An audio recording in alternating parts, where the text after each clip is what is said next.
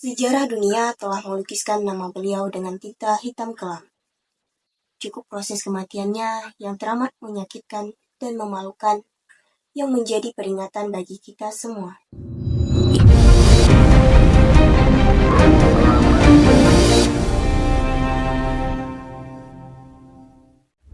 Assalamualaikum warahmatullahi wabarakatuh. Saya Wira Apriliana. Pada kesempatan ini saya akan bercerita tentang kisah seorang manusia yang jasadnya Allah hinakan dan tidak diterima oleh bumi. Beliau adalah Mustafa Kemal Atatürk. Mustafa Kemal Atatürk dikenal sebagai bapak modernisasi bangsa Turki. Beliau adalah seorang pejabat militer dan negarawan Turki yang kemudian memimpin revolusi di negara tersebut dari sisa Kekaisaran Ottoman. Dia juga menjabat sebagai presiden pertama Turki, yaitu pada tahun 1923 hingga kematiannya pada tahun 1938. Sebelum kita mengetahui bagaimana kisah akhir hayat dari Mustafa Kemal Atatürk ini, mari kita bahas satu persatu dari masa muda dan karir militer beliau.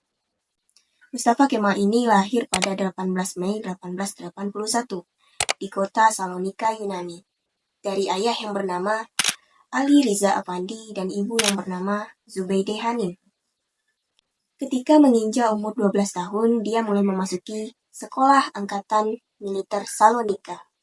Kemudian dia melanjutkan sekolah ke Akademi Militer Monasitar pada tahun 1885. Selanjutnya, pada tahun 1905, dia mulai bergabung ke dalam militer Istanbul dan mengakhiri pelatihan militernya pada tahun 1907. Kemudian dia ditugaskan ke Batalion 3 Salonika, Yunani. Dia juga berperan dalam Perang Balkan pada tahun 1912 hingga 1913. Dia juga berperan dalam Perang Dunia pada tahun 1914 sampai 1918. Dan juga Perang Kemerdekaan Bangsa Turki pada tahun 1919 sampai 1923. Mustafa Kemal Atatürk ini dikenal sebagai seseorang yang sangat membenci Islam. Dengan posisinya sebagai lulusan perguruan tinggi militer, dia mulai menghasut rekan-rekannya untuk tidak percaya dengan ajaran-ajaran Islam. Jadi, sosok Mustafa Kemal Atatürk ini dikenal sebagai seseorang yang sangat-sangat kontroversial dan sering diperbincangkan. Karena dialah dalang dari kacaunya kehilafahan Ottoman hingga era tersebut harus berakhir pada tahun 1923. Selama masa kekuasaannya, kesetaraan gender, militer yang kuat, serta efektivitas aparatur pemerintahan sangat diperjuangkan oleh Mustafa Kemal ini. Jadi tidak heran dia pantas untuk mendapatkan gelar Atatürk pada akhir namanya, yang berarti Bapak Bangsa Turki. Namun, ternyata Mustafa Kemal ini memiliki banyak sisi gelap. Bagaimana tidak, dari awal mengambil kekuasaan hingga wafatnya, Mustafa Kemal ini memerintah Turki dengan merubah sistem pemerintahan menjadi sekularis. Jadi sekularis ini merupakan pergerakan menuju pemisahan agama dari pemerintahan. Dan sebagai bagian dari sekularisasi, Mustafa mulai mengambil kebijakan-kebijakan yang memisahkan ajaran-ajaran agama dari berbagai bidang kehidupan. Seperti bahasa yang sebelumnya bahasa Arab, dia rubah menjadi bahasa Latin. Tidak hanya itu, Mustafa juga menghapus segala bentuk hukum syariah dan juga segala hal yang berkaitan dengan keagamaan yang telah dianut oleh bangsa Turki sebelumnya. Hukum-hukum syariah yang dia rubah itu seperti hukum potong tangan bagi pencuri, hukum rajam bagi pezina, dan juga hukum setimpal bagi pembunuh. Dan semua hukuman mutlak itu ia rubah menjadi hukuman pidana saja. Mustafa juga menghapus hukum syariat ahli waris, di mana ia menetapkan bahwa laki-laki dan perempuan mendapatkan hak yang sama dalam menerima warisan. Selain menghapus semua bentuk-bentuk hukum syariah, Mustafa juga melakukan perubahan-perubahan lain, seperti ia merubah Masjid Hagia Sophia menjadi museum, mengubah pengucapan Assalamualaikum menjadi Marhaban Bikum, mengganti majelis-majelis ilmu menjadi tempat lokalisasi prostitusi dan juga diskotik, merubah lafaz azan menjadi bahasa Turki. Azan ini pertama kali dikumandangkan pada tanggal 30 Januari 1932 di Masjid Fatih, Istanbul. Azan pertama ini dikumandangkan oleh Hafiz Rifat Bey dan berlangsung selama 18 tahun. Dan pada akhirnya berubah kembali ke bahasa Arab pada tahun 1950. Berikut adalah cuplikan lafaz azan tersebut. Tanrı uludur, Tanrı uludur, Tanrı uludur.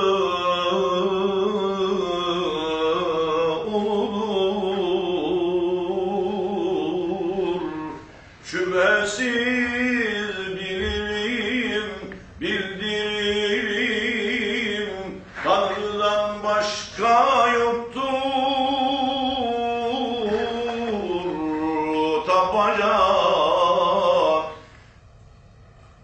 Şüphesiz bilirim,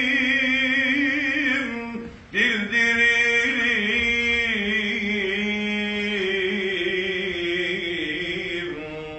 Tanrı'dan başka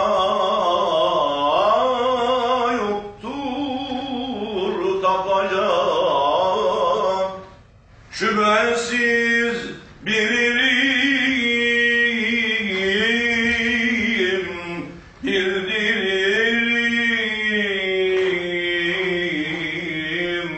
Tanrı'nın elçisidir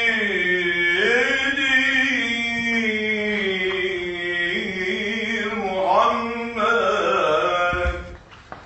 Haydi namaza, haydi namaza, haydi felaha, haydi felaha. Uykudan namaz daha hayırlıdır.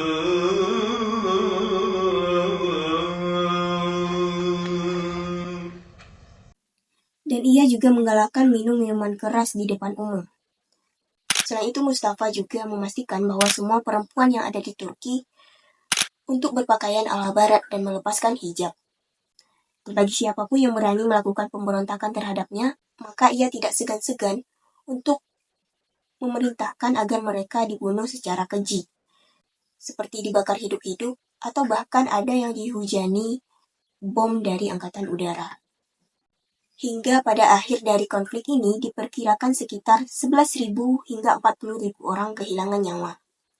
Setelah pembantaian yang dia lakukan, Mustafa Kemal ini mulai mengalami beberapa masalah kesehatan.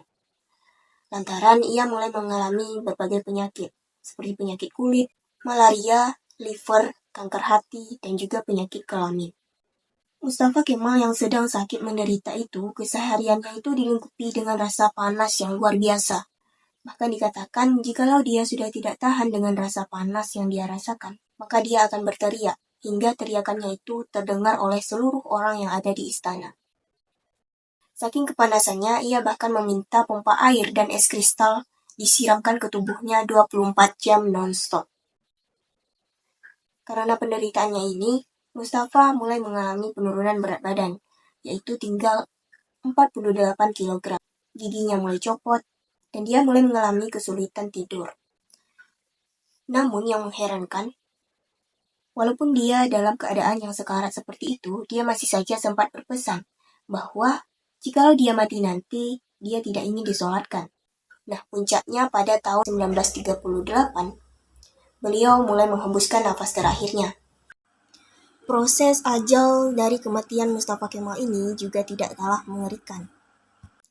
Sebuah cairan berkumpul di perutnya secara kronis, ingatannya melemah, darah mulai mengalir dari hidungnya tanpa henti, sehingga dokter terpaksa menusuk perutnya dengan jarum untuk mengeluarkan cairan tersebut. Namun yang terjadi, perutnya malah membusung dan kakinya membengkak. Bahkan ketika menuju proses pemakaman, ulama Turki menolak untuk menyolatkan beliau.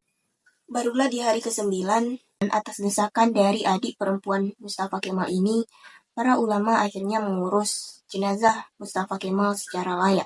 Namun, azabnya tidak berhenti di situ saja. Ketika jenazahnya hendak dikuburkan, tiba-tiba saja jenazahnya itu terlempar ke atas, seolah-olah bumi tidak mau menerima jenazah tersebut.